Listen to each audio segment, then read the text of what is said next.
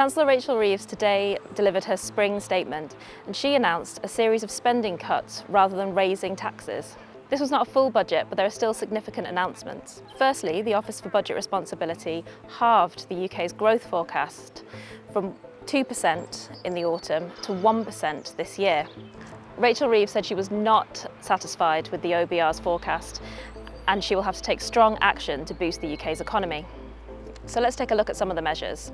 Firstly, welfare. Now, there were sweeping cuts to Britain's ballooning benefits system announced a couple of weeks ago. This included tightening the eligibility for personal independence payments, which are benefits that people with disabilities get. So today we got some more details of those cuts. The Office of Budget Responsibility said the cuts announced a couple of weeks ago would save around £4.8 billion, which is slightly short of the £5 billion the government had wanted. Today the Chancellor said the universal credit health element, which is sometimes known as incapacity benefit, will be cut by 50% and frozen for new claimants. However, universal credit standard allowance will increase from £92 a week to £106 by 2029-30.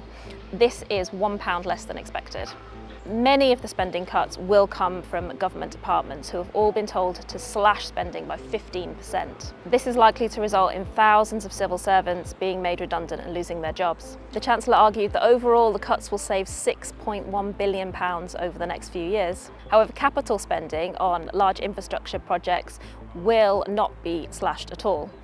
This is to help boost economic growth. So for example, this week we saw the Lower Thames crossing finally gain approval after 15 years of delays. The £8.3 billion project will be going ahead.